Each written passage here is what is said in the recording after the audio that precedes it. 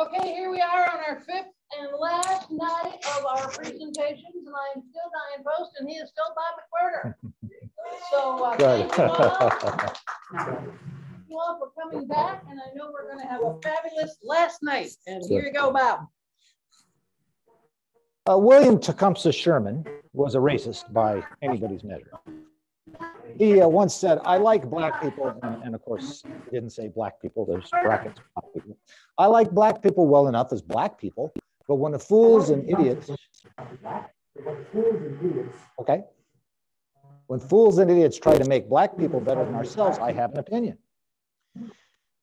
After the Civil War, of course, General Sherman had no problem going out west and doing a little bit of ethnic cleansing of Native Americans and everything else. But what he did say as well was, okay, we have no way to advance the slides again.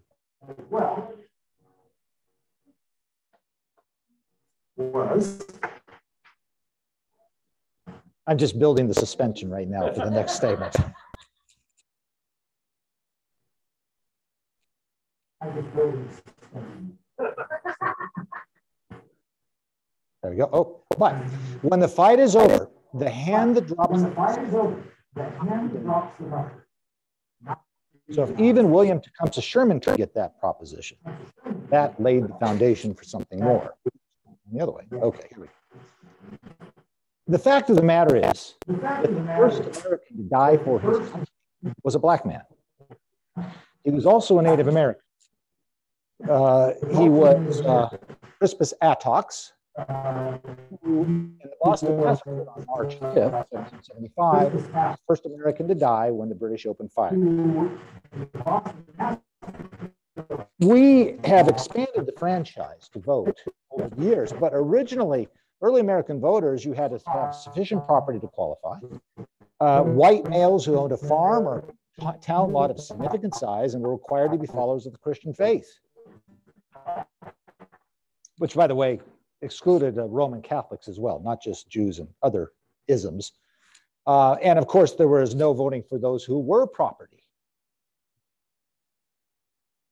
The original Constitution left all decisions of voter eligibility to the states. And in fact, most decisions of voter eligibility are still left to the states. Enter the 15th Amendment. The right of the citizens of the United States to vote shall not be denied or abridged by the United States or by any state on account of race, color, or previous condition of servitude. February 3rd, 1870, this is the third and last of the Reconstruction Amendments. Part 2, Section 2, the Congress shall have the power to enforce this article by appropriate legislation. This is the end of every single one of the Civil War amendments and indeed many subsequent amendments to the Constitution. This is a radical restructuring of American government, as I've said before, and it was a purposeful radical restructuring of American government. We're not working again. There, okay, something, no.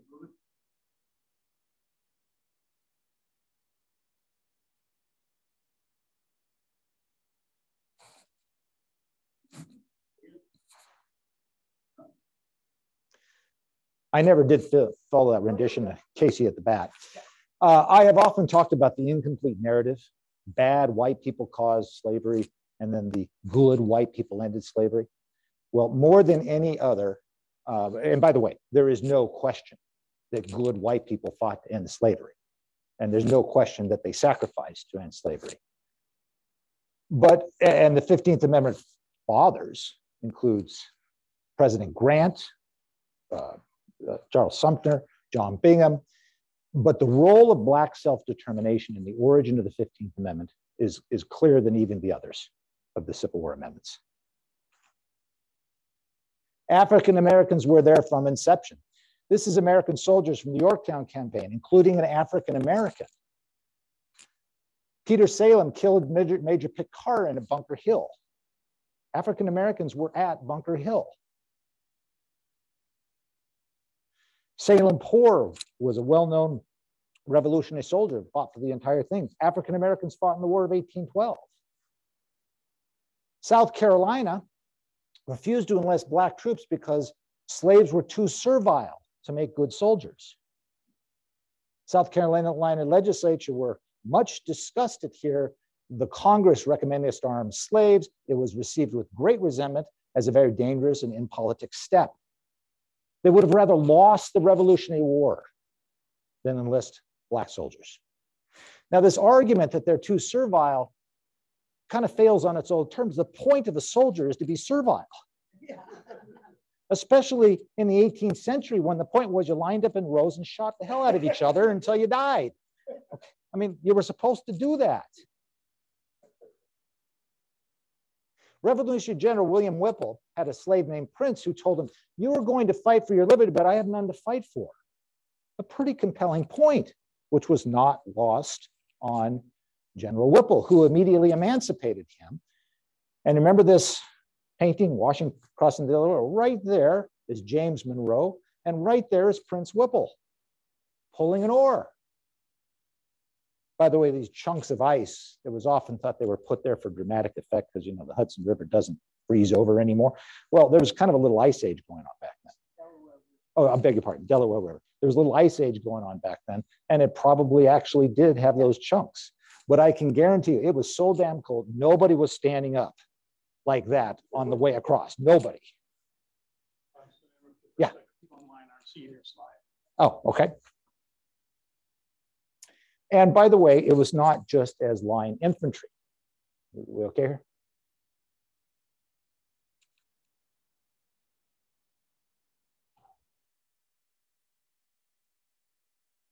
Okay.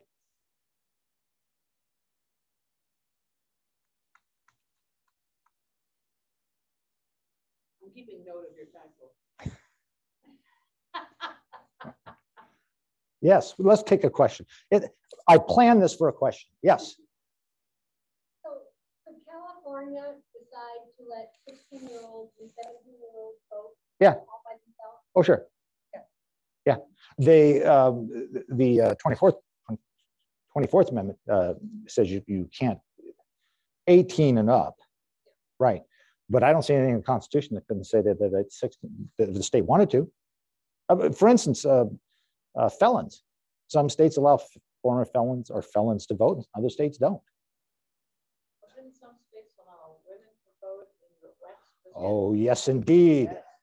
And you know what the first state in the union that allowed it was? Wyoming. And was it because Wyoming was an enlightened bastion of progressive thought? No. They didn't have enough people to qualify for statehood because you couldn't count the cows. And they also wanted to attract more women to the territory. So they were the first one. Okay, here we go. They didn't just serve as line infantry. James Amistad Lafayette, an enslaved African American who served in the Continental Army during the Revolution as a double agent. He reported on Benedict Arnold and Lord Cornwallis up to the Battle of Yorktown. Washington was famous as a general in retrospect for his good intelligence operation. And his key spy was a black man who the British officers would just talk about all their plans, because I mean, who would have thought that a black man would count? And so then he got all the plans and wrote these detailed reports back to George Washington. He knew exactly what the British were doing at Yorktown, and Yorktown is where we won the whole thing. The first Emancipation Proclamation was written by the British. Lord Dunmore was having a manpower shortage, and so he, the Royal Governor of Virginia, 1775 proclaimed the freedom for all indentured slaves, Negroes or others, that will be free, that are able and willing to bear arms.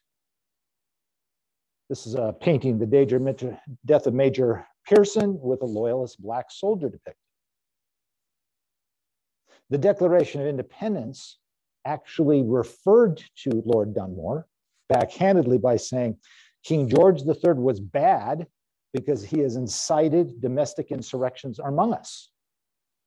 Because Lord Dunmore offered freedom, any slaves that would fight for the British. This Emancipation Proclamation was the model for Abraham Lincoln's later Emancipation Proclamation, and was based on roughly the same justification, which was a war powers measure. Will a slave fight? was the big question. I think that question was really absurd. It wasn't really the question. What the real question was, arming African Americans would push the lower border states to succeed. The New York Tribune said it was a white man's war at the start of the Civil War. History has always said yes, even in 1861, a slave will fight. Black men desire to fight as they did in the Revolution, the War of 1812.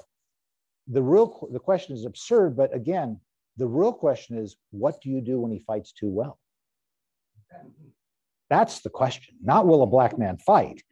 It's what are you going to do to totally unravel the institution of slavery and second-class citizen when they fight too well?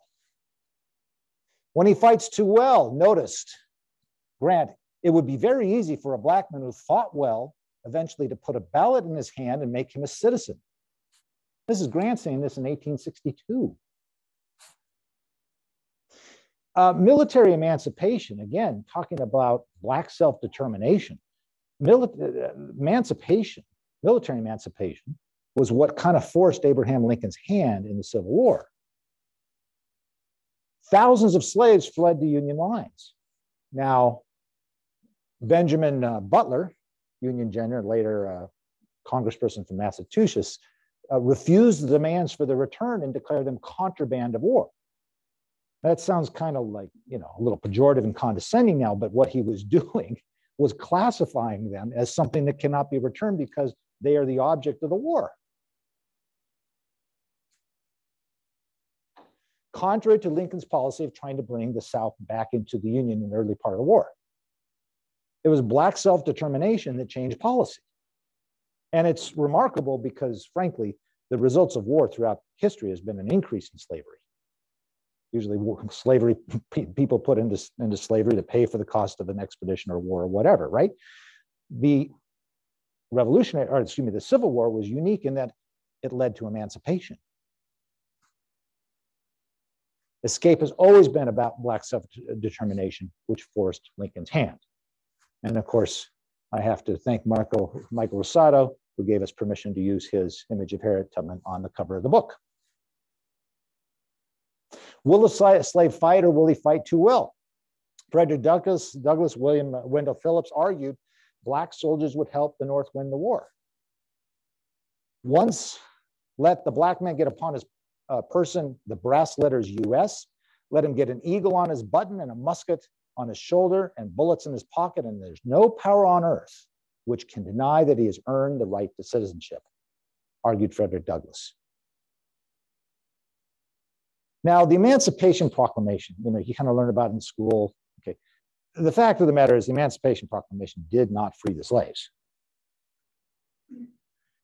It actually took the 13th Amendment to do that. It only applied to areas controlled by the Union at that time, didn't apply to the border states, didn't apply to loyal states who still had the institution of slavery, etc. It was all justified as a War Powers Act, okay?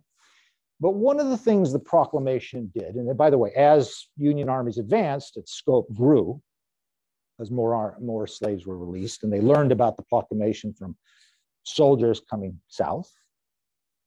But one of the things the proclamation did, which was, I think, even more radical, was it allowed, for the first time, the Union to recruit black soldiers and sailors. They had been prohibited before that point. Now, this is a radical change. This is what the proclamation directly did.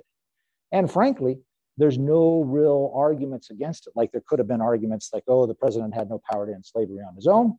But as commander-in-chief, nobody can argue as doesn't lack power to recruit soldiers.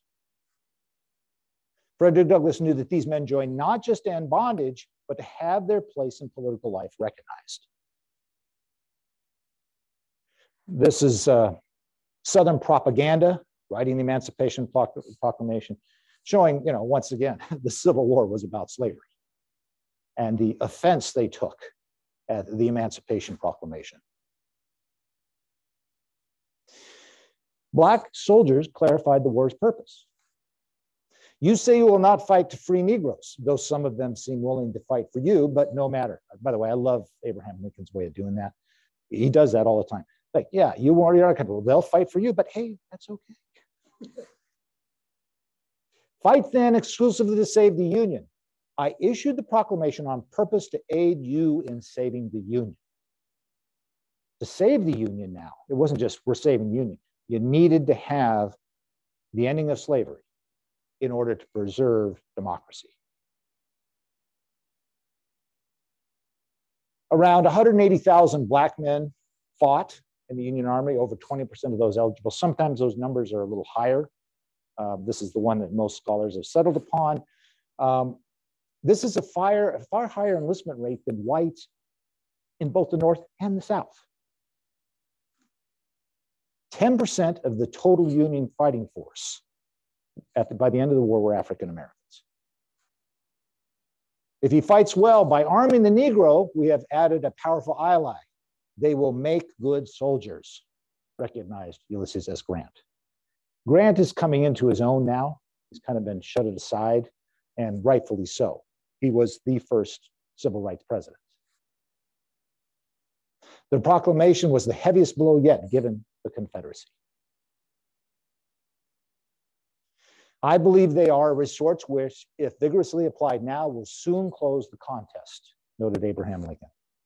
Soon the banks of the great river will bristle with the bayonets of colored regiments taken from the former slaves of the soil.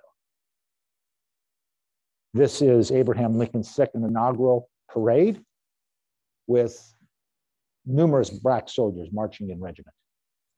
Much to the offense of another person at that ceremony, John Wilkes Booth, who was horrified by the scene.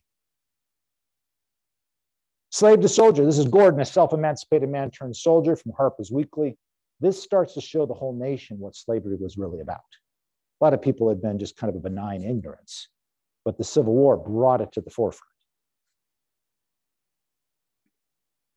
The United States colored troops. 22nd, ironic, the motto, sic semper tyrannis, thus always a tyrant. Ironically, that's exactly what John Wilkes Booth yelled after he shot Abraham Lincoln and jumped onto the stage. Colored regiment flags. We will prove ourselves men, kind of echoing Frederick Douglass. Let soldiers in war be citizens in peace. The men who joined these regiments very clearly understood that this was about gaining their place and their role in civic life to follow. What they did was created a different relationship with the federal government. These are regular soldiers. Sure, they were in segregated units, yes, but they were soldiers of the US government, not beholden to the state. There's now a special relationship with these black soldiers and the federal government as a whole, totally out of the context of the restrictions of state governments. They enlisted in a national army with national obligations to them. This is a foundation for recognition of national rights of citizenship, including the right to vote. You have courage, competence, and honor. Again, Harper's Weekly. Thomas Nast was the cartoonist, showing black and white soldiers, Union soldiers, dying on the battlefield together. And the competency, look, you might be going into the war as a racist Union soldier, but you probably never even met a black person. And all of a sudden, that regiment on the left of you has just saved your butt, and it happened to be United States colored troops. Your whole feeling about black people changes immediately at that point. Northern saw for the first time slavery and the competence of black soldiers. The entire movie Glory, which is far and away the best Civil War movie ever made, very clearly had this theme running all the way through it. 54th Colored Regiment was actually a Massachusetts regiment. It was a tactical defeat, what happened at Fort Wagner, and they were driven back by many casualties, but it was a public relations bonanza. 122 killed and 125 wounded. About 40% of the unit was a casualty from that battle, including Colonel Robert G. Shaw, Gold Shaw. Frederick Douglass's two sons, Charles and Lewis Douglass, were in the 54th. Lewis was wounded at Fort Wagner, and he saw Colonel Shaw fall. In fact, Harriet Tubman, the night before the battle, actually served Shaw his last meal before. She happened to have been there. Harriet Tubman was kind of ubiquitous. She kind of ends up all over. So The level of racial animus can be shown what happened. It was customary after a Civil War battle that the officers would exchange bodies of officers on the other side. Not so great for enlisted persons, but the officers at least had that courtesy. The Confederates responded to the request for Shaw bodies, let him lie with his slaves. Again, they didn't use the term slave in a mass grave. Later, when they tried to remove the bodies, Shaw's father wrote, "We would not have his body removed from where it lies, surrounded by his brave and devoted soldiers." So what was intended as a deep insult was changed into a mark of honor. The 54th was not long in the field before it proved itself gallant and strong. Its assault upon Fort Wagner, more cavils in respect to the quality of Negro manhood were set to rest than could have been during a century of ordinary life and observation. After the 54th and 55th Massachusetts colored regiments were placed in the field, and one of them had distinguished itself with so much credit in the hour of trial, the desire to send more such troops to the front became pretty general. By the way, one of the things that impressed people was Robert Shaw was killed fairly early as they're mounting it. The regiment moved on. Their white officers were killed, but the regiment fought on, and that showed the quality of the soldiers. Fort Wagner shattered the myth of Negro passivity. The New York Tribune called it their Bunker Hill, kind of forgetting the fact that actually there had been Black people at Bunker Hill, but at least, yeah, little detail, but at least it recognized that. Echoing Douglas, the action climax of the movie is, of course, the assault on Fort Wagner, right? I've always maintained that the dramatic climax of the movie happens when there's this exchange between Rawlins and Tripp, and Rawlins, played by Morgan Freeman, slaps him across the face and says, "There ain't no slaves here." Didn't use the word slaves, but that was, I mean, every time I see that but it states the entire purpose of the war and the sacrifice for these men. The so-called Southern fighting spirit, you've kind of heard this before. It's part of the lost cause myth. The argument is because the Southerners were fighting for their independence, they fought better than Union soldiers. Now, I will tell you, you look at the war and it's all, Southern soldiers fought no better than or worse than Union soldiers. In fact, even Jefferson Davis recognized that desertion was greater in the Southern armies than it was in the Northern armies, mostly because the South impressed their soldiers for the duration of the war and not for terms of service. Okay, so they didn't fight any particularly better. But if the myth has any credibility, then the argument, if it has credence, should be that the fighting quality of Union Black soldiers is just as good, if not better, because they're fighting for their freedom and the freedom of their children. So if you want to give credit to that argument of they were fighting for their independence, well, it applies even more to the quality of Black soldiery. Confederate soldiers. There's this myth that there's somewhere who were Black Confederate soldiers. You'll see this on weird-ass websites and stuff, that there was Confederate Black soldiers. Utter poppycock. At the very end of the war, early 1865, Lee proposed the unthinkable. Whether slavery shall be extinguished by our enemies and the slave be used against us, or use them ourselves to the risk of the effects upon our social institutions. Now, at the end of the war, this guy's desperate. Confederate President Jefferson Davis also urged that slaves be allowed to become Confederate soldiers with promises of liberty and freedom. Confederate founder Howell Cobb said, "The day you make soldiers of Blacks is the beginning of the end of the revolution. If slaves will make good soldiers, our whole theory of slavery is wrong." Yeah. By the way, you have these, these Southern papers saying, "Oh yes, the only reason these Black soldiers were advancing is because the white officers were bayoneting them in the back and making them roll." Well, the Southern soldier on the battlefield knew that was poppycock. They knew what they faced. What did happen is the Confederate Congress authorized recruiting slaves on March 13th of 1865, but the war was over 3 weeks later. So that's it. So, and now, can you find pictures of Black people with Confederates and that kind of, yeah, but they were brought there as slaves to tend their masters in the battlefield or whatnot, or to do manual labor. But to say that there was black soldiers fighting for the Confederacy is just absurd. Why the South lost the war, and I have maintained this from the very first talk, it lost the war because it was morally wrong.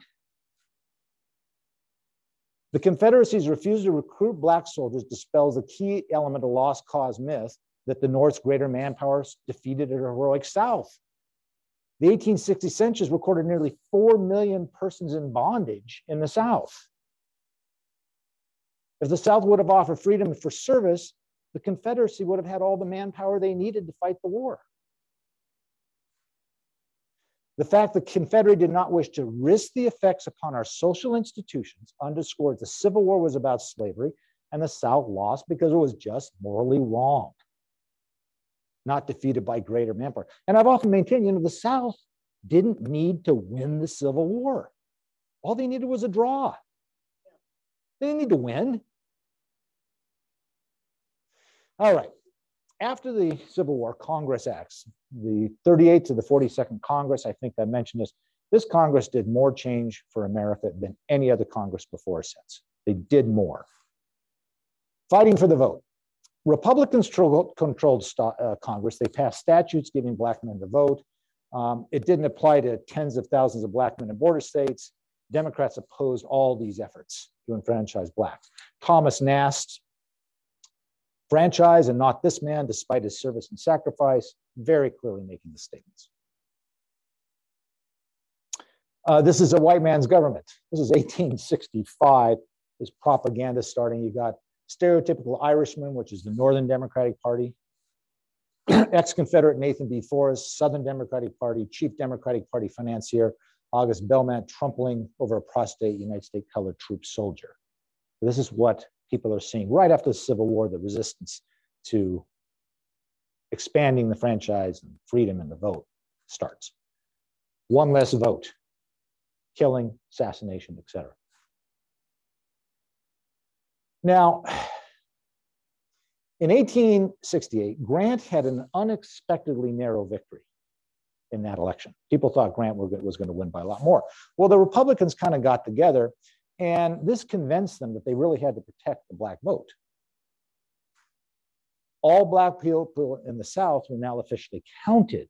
Well, remember the horrible 3/5 clause? Well, that no longer applies, which means this is increasing the amount of representation that the Southern states have in Congress to select the president, all these other matters, right? So the Republican Congress, the Republican Party, recognized we've got to secure the rights of black people to vote for our own preservation. Constitutional change was necessary to prevent the Southern whites from gaining power disproportionate to their numbers, and Ulysses S. Grant recognized that as much as any other Republican in the South, or in the Congress. They had two options: a uniform national voting standard guaranteeing the vote to all adult males, or a negative one barring the use of race to block the vote, but otherwise leaving all other qualifications to states. Unfortunately, they took the easier path, which was the second, which we are still dealing with today. We have no national voting standard, and to create one would essentially be unconstitutional. So this leads us to the current wording of the 15th Amendment. Okay, got through that. Now, the lack of a support, by the way, for African Americans was not the reason why many Congress supported the 15th Amendment's weaker version. Some wanted to continue to deny former Confederates the vote, which I probably would have been in that camp. Others was racism against Chinese and Irish. Virulent. I'm amused by Oregon Senator Henry Corbett, who says, extending the vote to blacks was blessed by the great ruler of the universe, but the Chinese were a different race entirely. Yeah. Frederick Douglass noted, black people are not the only people who have been, in a moment of popular passion, maltreated and driven from the polls. The Irish, the Dutch have frequently been so treated.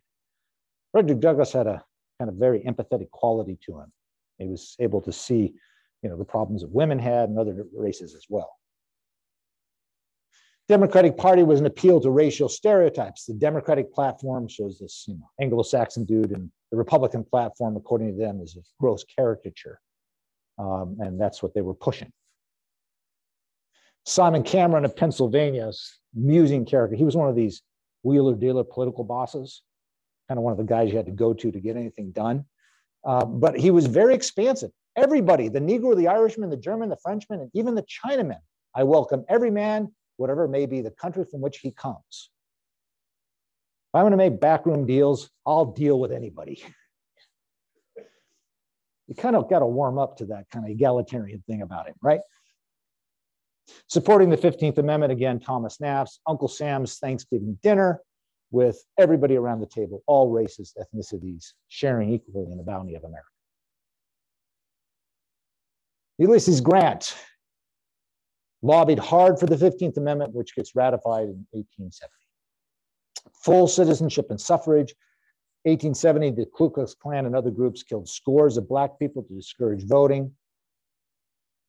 This leads to Section 1 of the 15th Amendment. The right to vote shall not be abridged or denied.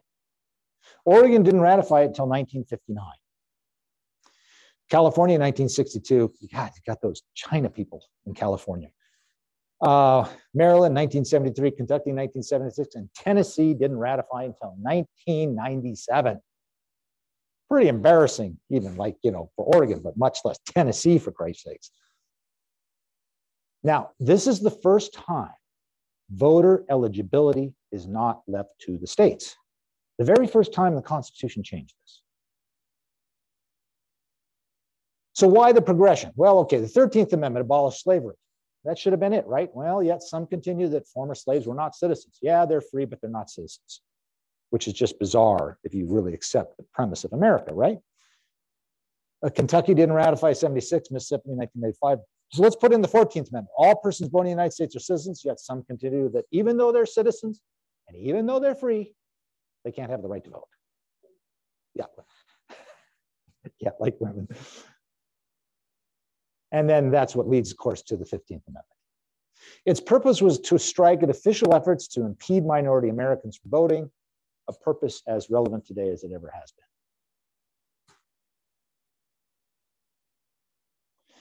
Great celebration. Never was a revolution more complete. We have all we asked and more than we expected, said Frederick Douglass on the passage of the 15th Amendment.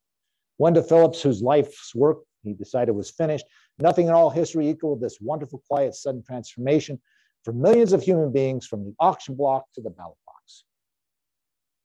The 14th Amendment makes him a citizen. The 15th Amendment makes him a voter with power behind him, at work for him, and which cannot be taken from him. The Negro of the South may wisely bide his time. It had its brief moment. Why did the Civil War amendments not work right away? Well, the answer is at first it did. Under Reconstruction, different programs, first African-American senator and congressman, 41st and 42nd Congress. Hiram Rhodes Revels was the first United States senator, African-American, in the Senate. He serves during Reconstruction. Mississippi, represents Mississippi, 1870 to 1871. He was a chaplain, raised United States colored troops during the Civil War. With 10 to 20% of the Southern white men disqualified because they were traitors, Blacks were a majority in 5 Southern states, Republican Party's foundation in the South. Grant in 1872 was reelected by one of the largest margins in 19th century history. They figured out what they needed to do to assure their voter base, and they put it in and did it. But the success was, of course, short-lived.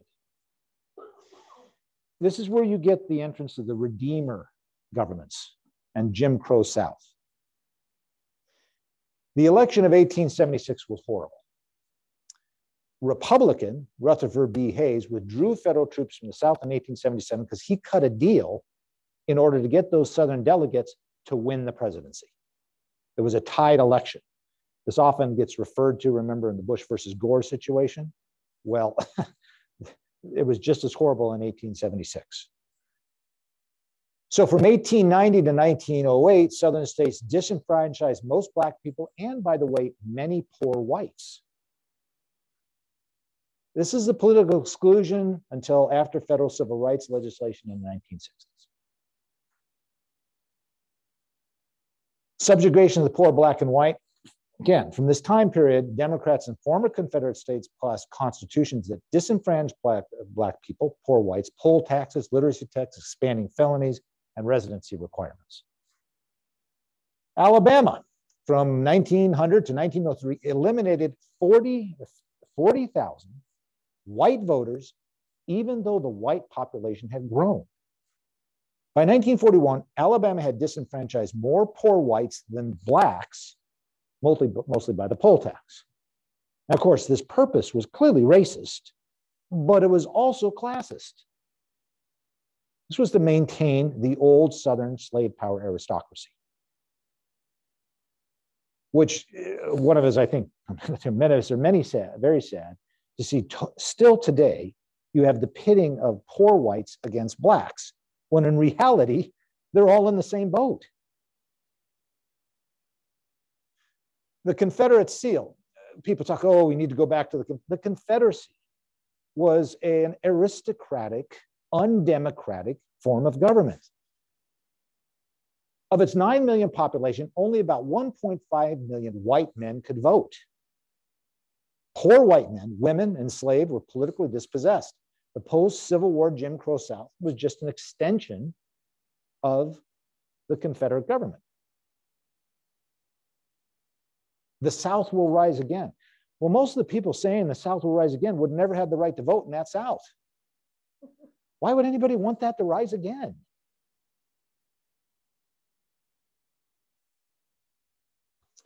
A lot of this kind of had to do with tax policy. And you see this kind of tax issue come up even today. Before the Civil War, the largest source of Southern states' revenues were taxes on slaves. Now, it's racist, but it is progressive, not regressive. In other words, it's a tax on rich people, not on poor people. After the war, the legislatures turned to land taxes, imposing a new burden on many poor and middle-class whites. At the same time, governments had to serve many more citizens because the formerly who had been slaves. Under the plantation system, the owner of the plantation had to maintain his slaves, such as was done. Now all these folks are citizens and deserving of government services, such as they were, even if they were substandard. This puts a drain on all these Southern governments who don't have the money to pay for it because their source of revenue is gone. And they turn, of course, to land taxes, and all of a sudden, middle-class people, poor people are paying taxes they never had to. They didn't like Reconstruction because now all of a sudden they're getting taxed. Even though taxes went up, the spending in many states per citizen lowered. Poor middle-class whites who initially accepted biracial Republican governments switched to the Democrats, Bourbon Democrats, or the Redeemers as a tax revolt. And you see this attitude toward taxes even today in kind of its ugly attitudes. Look, most taxes go to things having nothing to do with racial equality. But there's always these myths of the welfare queen who happens to be black. Look, most people on welfare are white. But we perpetuate these myths, and people don't want to pay these taxes. Taxed to death, all these modern equivalents. The poll tax is not facially racist. All a poll tax is a fixed tax levied on every adult. And it's an old term for head, poll. Poll is head, Anglo-Saxon word, right? We call a polling place, opinion poll, even a straw poll. We still use it in that terminology. But poll taxes are regressive. They tax the rich and poor the same. Rich person doesn't have to care if he pays 25 bucks. The poor person maybe can't. And by the way, they're biblically old. Mary and Joseph were subject to a poll tax. That's why they had to go back to Bethlehem to be counted by the decree of Caesar Augustus or whatnot, okay? So they're very old. After Reconstruction, the South used the poll tax to disenfranchise the poor. Often poll taxes included grandfather clauses, okay, exempting white males whose father or grandfather have voted. Here's the be ready to vote, pay your poll tax, or apply for exemption. Well, of course, black people didn't have fathers or grandfathers that voted because they had been slaves. Now, that wasn't in all places. A lot of places just disenfranchised the poor too. Breedlove versus Shuttles 1937 upheld the poll tax as constitutional. 1964, America ended poll taxes in federal elections with the 24th Amendment. Supreme Court finally overruled poll taxes in Harper versus Virginia school boards for local elections as well as being unconstitutional. But of course, it took, what? Well, 1966, 1937 to get there. Should we just have like light another votive candle for the Warren Court? Terrorism was the capstone of all this. Most coalesced to these different groups, the White League, Knights of the White Camilla, into the Ku Klux Klan and its various deviations, led by a former slave trader and Confederate General Nathan Bedford Forrest. Lynching became the Klan's signature with its new murderous legacy. It still shapes views today on Black criminality. 4,400 lynching victims between 1877 and 1950. This conflagrates Blackness with crime, sustains views of Blacks as likely to be, okay. The view is that Blacks will victimize whites, when in reality, Blacks are more likely to be victimized by whites, historically. Today, most of the southern states, the 14th and 15th Amendments are virtually nullified, lamented Frederick Douglass after a few years.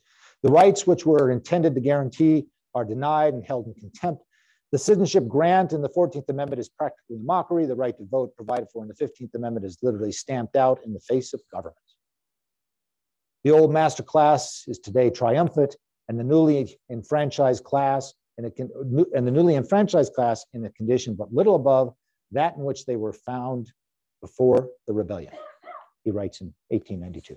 Yeah. Tuberville just basically said the same thing the other day when he said that those who seek reparations, the ones who do the crime, aren't entitled to it. I mean, he basically just said the same thing, that the Blacks are the ones who do the crime. Yeah. It just doesn't end. Right.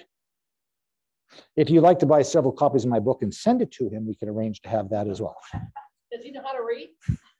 I can only do my part, Diane. I can only do my part. They talk about how he's a coach in whatever state he's from. Oh, yeah. And most of his players were Black. And this is what he thought of them. Yeah. Okay.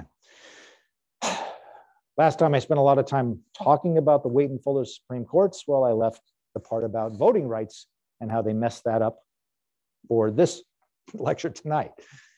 Narrowed the scope of the Civil War amendments, rendered them absolutely meaningless. United States versus Reese declared hands-off approach to voting rights cases. The court did not want to become a perpetual censor upon all legislation of the states, would not interfere with the states on the civil rights of their own citizens, and not fetter and degrade the state governments by subjecting them to the control of Congress and the exercise of powers heretofore universally conceded to them. The court would not radically change the whole theory of the relations of the state and federal governments to each other, according to the Supreme Court in 1876. After Reese facially neutral poll taxes, literacy tests, and grandfather clauses, which, by the way, don't mention we're going to exclude Black people in their writing and when they're written up, right? The 15th Amendment does not confer the right of suffrage upon anyone. The amendment's original intent was simply irrelevant. And what about this clause? Congress shall have the power to enforce this article by appropriate legislation. I mean, did the Supreme Court not have the ability to read Section 2? Okay, if you want to dismiss Section 1, what about Section 2?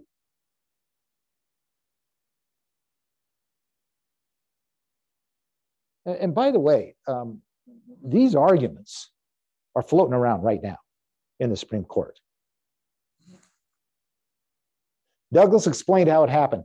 To the freemen was given the machinery of liberty, but there was denied them the steam to put it in motion.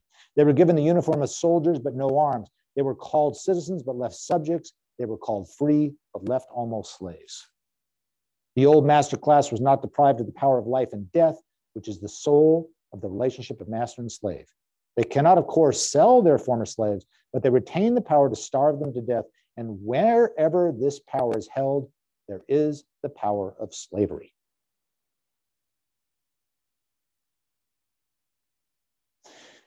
So 20th century rolls around, and the National Association for the Advancement of Colored People rolls onto the scene.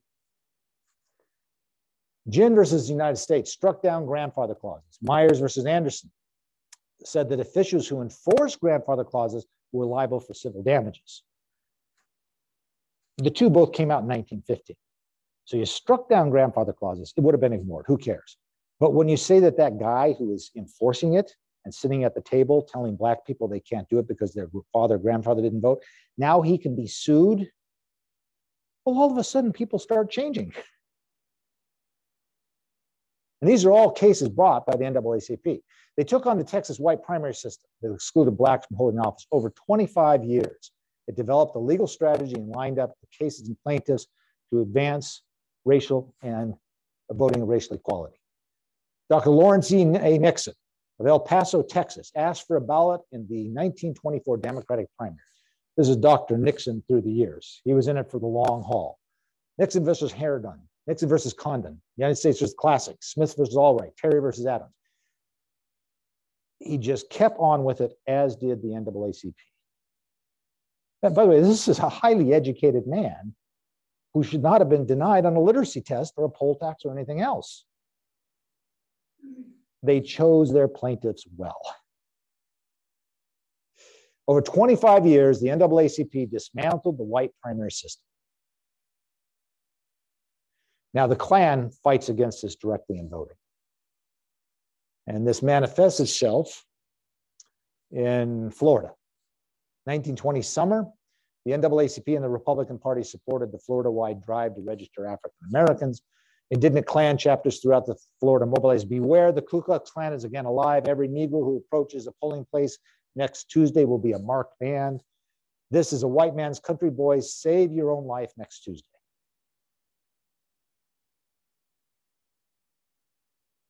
The Klan threatened Republican parties. We shall always enjoy white supremacy in this country, and he who interferes must face the consequences. 3 weeks before the election day, the Klan issued a specific warning to the Black residents of Ochi, Florida. Not a single Negro would be permitted to vote. About 30 to 60 African Americans were killed. No African American live in Ocoee. Obviously, I've never been there for the next 50 years.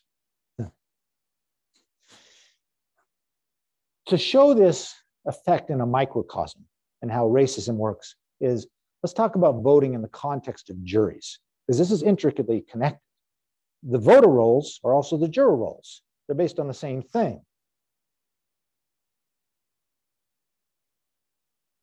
Emmett Till was a 14-year-old African-American child who was murdered in Mississippi in 1955. Till supposedly flirted or whistled at Carol Bryant. This woman most assuredly perjured herself. She's still alive today, and there's some talk about executing an arrest warrant on her that hasn't been dug up. Several nights later, Bryant's husband and Roy and his half-brother Milam abducted this child. They mutilated Emmett before shooting him in the head and sinking his body in the Tallahatchie River, where it was retrieved 3 days later. His mother very bravely had an open casket funeral to show what had happened. At their trial, Emmett's uncle identified Bryant and Milam, which, by the way, was significant in and of itself, that actually this wall of silence was broken by the testimony. September 1955, an all-white male jury acquitted in just 67 minutes. One of them said, if we hadn't stopped to drink a pop, it wouldn't have taken us that long. A year later, Bryant and Milam admitted to murdering the child, but by that point, you know, double jeopardy clause comes in. It couldn't be retried. It's kind of interesting, though. Once they admitted it, the community around them turned on them. In other words, once they went so far to be brazen enough to admit it, they had some weird thing about, you know, the power structure, whatever. Why they acquitted them is just, you know, it's hard to fathom. But when they admitted it, these two guys had terrible lives after this. They resorted to petty crime, did time in prison themselves, bankruptcies, divorces, because nobody liked them after they went ahead and admitted they killed this child. But it took their direct admission and brazen admission for that to actually happen.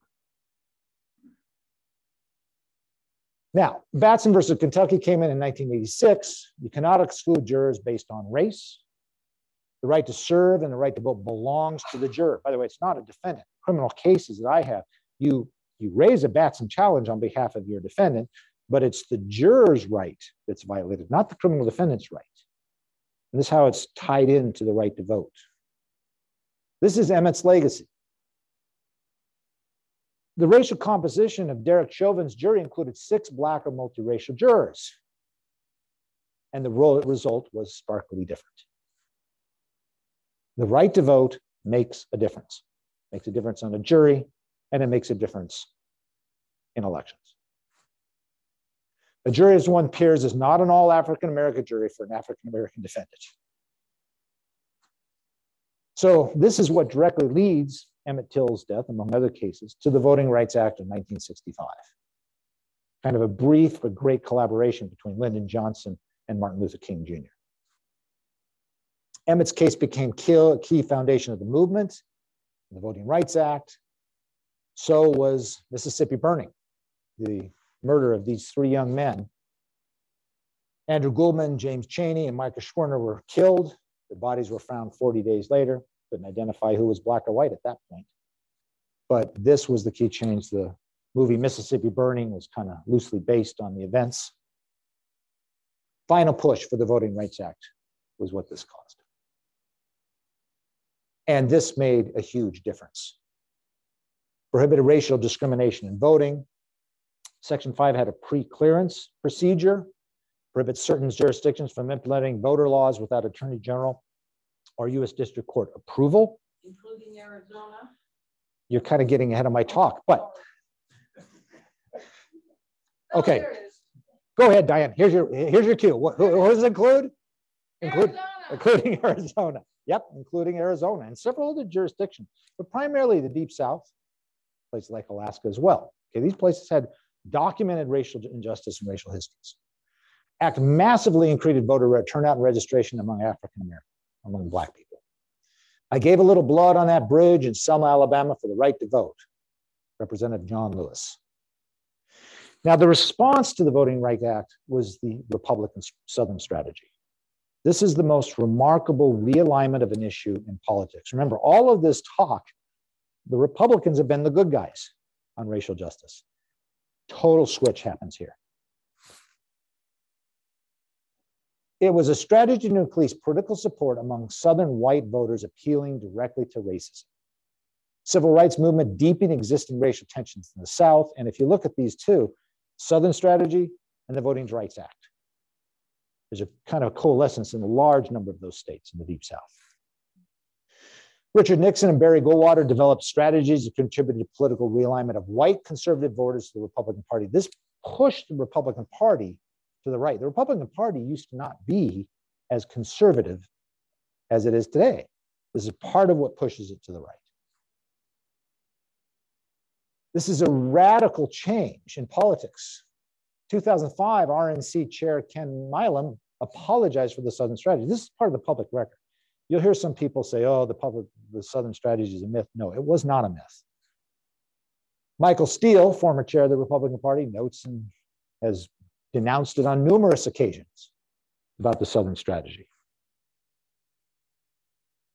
And if you look at the election of Biden versus Trump, the Republican Southern strategy still works. With the exception of Georgia, which is probably due to one personality, which has kind of changed that. And it does show that there is the capacity for change. Getting poor whites to vote against their economic interests, as it always has been. Shelby County versus Holder declares the coverage formally unconstitutional, although not the Voting Rights Act. Now, there's a case right now dealing with that. Here's the split for dissenters. Section 5, no longer responsive to current conditions, according to John Roberts. Roberts reads his opinion. Things have changed dramatically since 1965. Problems remain in these states and others, but there is no denying that due to the Voting Rights Act, our nation has made great strides. I agree with part of that. Our country has changed, and while any racial discrimination in voting is too much, Congress must ensure that the legislation it passes to remedy that problem speaks to current conditions. Well, I'm sorry.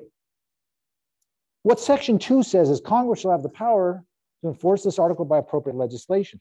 That should create a much more deferential standard of review in the court to Congress on these questions. Not all questions, but questions that the Constitution itself says, which it now does because of the 15th Amendment. If problems remain, as even Roberts recognized, the amendment says Congress shall have the power. They should have upheld Section 5 pre-clearance until Congress decided differently. The late, great Ruth Bader Ginsburg, throwing out pre-clearance when it has worked and has continued to work to stop discriminatory changes is like throwing away your umbrella in a rainstorm because you are not getting wet. As much as I would like to bring her back at Weekend at Bernie's with Ruth Bader Ginsburg, we can't do that, although she is the only justice that I know of you can get a Ruth Bader Ginsburg tattoo. I don't think any other justice you can get a tattoo, but you can get one of Ruth, and I've seen variations of just her lace collar and things like that. So God love her, all right? Now, look, Republican laws in Georgia and Arizona could never have passed if Section 5 and Section 4B of the coverage formula would have been still in place. These laws we're seeing now could not have happened. The Voting Act right is in the Supreme Court, but I will tell you, there's a new sheriff in town, and her name is Justice Jackson.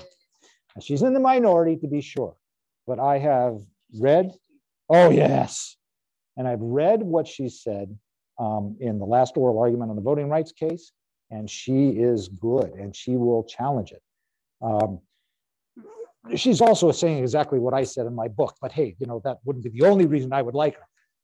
I am sending her a copy of the book. Maybe it'll get read, but so I think what this can show is a change. This is the beginning of a change in the court. And I think she can be part of that anchor. I think Justice Kagan will be the intellectual part of that anchor, the actual heart of that. And I think there is hope. Pray for Sotomayor's health and her diabetes stays under control, and keep sending subscriptions to Omaha Steaks to Clarence Thomas. That's what I would recommend. Look, the right to vote is a promise that this nation under God shall have a new birth of freedom. That's what we still have to fight for and aspire to. I'm going to just kind of sum up a little bit. You've been very patient. That was the end of the 15-minute talk, but I want to kind of sum up the whole course here really quickly. Gore Vidal once said, writer, some writers take to drink, others take to audiences. I want to thank you. It's very flattering when a group asks you to speak, but then when they ask you back, that's really flattering. I also want to thank everybody who set this up and attended the course. I appreciate all that and all the efforts that you do to kind of stay on top and be educated in this. Let's talk about the conclusion. America becoming herself. A lot of these talks that I give kind of get to be a downer. But let's put it in the context. We have fixed the framers' failure. We have gone a huge step forward, and we are continuing to go. Sometimes it's like 2 steps forward, 1 step back, but we are ever advancing. America began with the words, "We hold these truths to be self-evident that all men are created equal." That's what started us as a concept. But even after the Civil War and the 13th, 14th, and 15th Amendments, there remains 2 Americas. One is dedicated to the proposition that all people are created equal, and another is not. One is an expansive view. America is a big country of universal rights with an inclusive constitution. The other is a limited America, where citizens' boundaries are strict and some people are inferior. Just Kavanaugh, state legislator. But everybody shouldn't be voting. He makes a public statement. This is categorically wrong. Right, quality voters. One wants to make America great again. Well, what is the answer of the other America? I'm going to tell you what the answer of the other America. America is great. America is great because Black Americans did not abandon liberal democracy because of slavery, Jim Crow, and the systematic destruction of whatever wealth they managed to accumulate. Instead, they continued to fight in Americans' wars to defend it. America is great because Japanese Americans did not reject liberal democracy because of internment or the racist humiliation of Alien Exclusion Acts. Instead, they fought in World War II. As their families were interned in concentration camps, they fought. The 444th Regiment was the most highly decorated regiment, serving mostly in Italy. Go for broke, the Purple Heart. Roughly 3,000 soldiers saw action, 93% official casualty rate. The speculation is 314% casualty rate. How do you get a casualty rate higher than 100%? It's because these men got wounded, hobbled back to their units to get wounded or killed again. Well, they could only get killed once, but get wounded again or maybe killed the second time, right?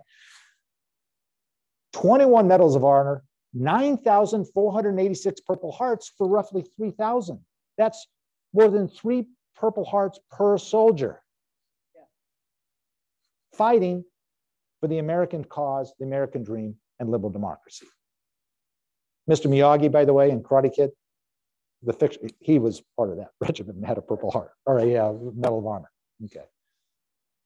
America is great because African Americans did not reject our democracy despite inexcusable displacement and genocide. As the Navajo code talkers in World War II showed, they remained patriotic to a vision of a sovereign people within an inclusive America. America is great because women did not abandon the vision that we, the people, applied to us. For the work of the day, for the taxes we pay, for the laws we obey, we want something to say. I kind of love the propaganda they had for the 19th Amendment. It was cute. Women did not give up until the 19th Amendment helped America grow into herself. We now also have the 24th Amendment, prohibiting poll taxes, the 26th Amendment guaranteeing the vote to 18-year-olds. America is great because Lincoln and the champions of the new birth of freedom could never have hoped that in less than 130 years, a Black man named Colin Powell would have General Grant's job. And in less than 140 years, a Black man named Barack Obama would have Lincoln's job. America is great because even the 19th Amendment's most ardent supporters could not have imagined in 1920 that a woman of color named Kamala Harris would become Vice President of the United States in 2020. Or that 6 women have served on the United States Supreme Court, with 4 of 9 there today. America is great because of the irony of American history, that often its most devoted adherents have been those historically denied its promise, because they know that promise cannot forever be denied. Thank you.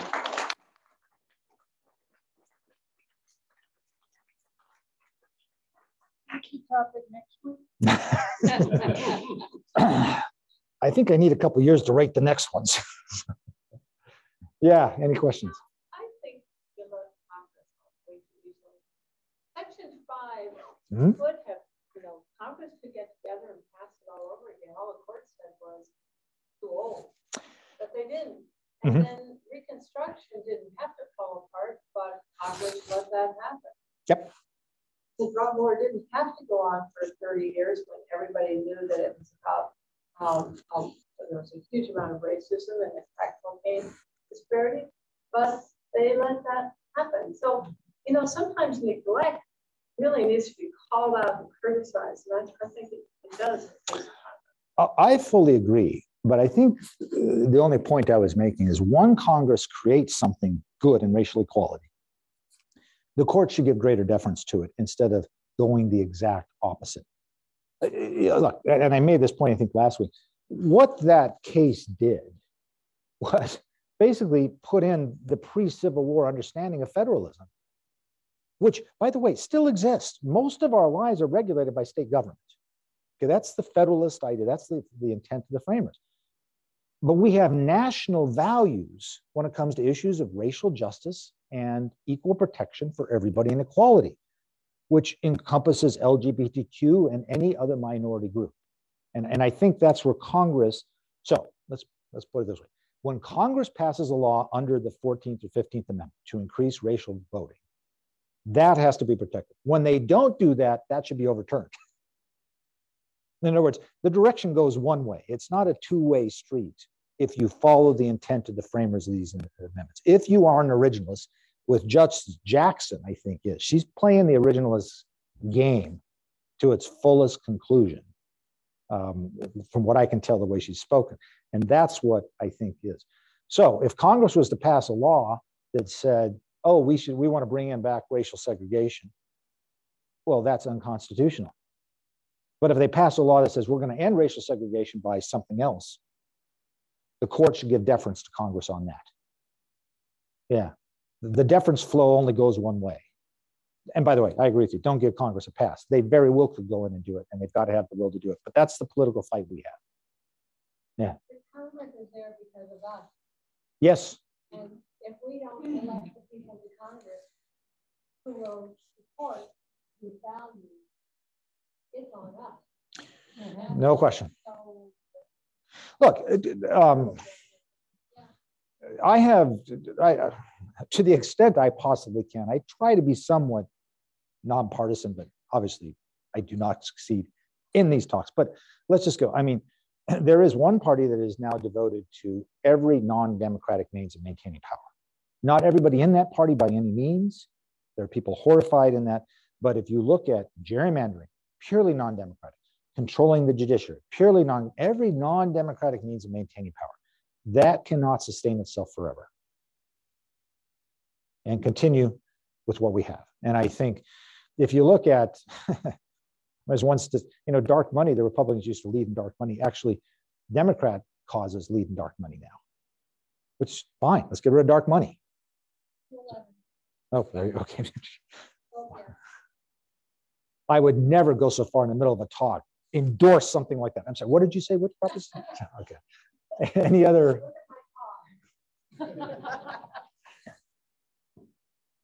Any other thoughts or kind of questions on this?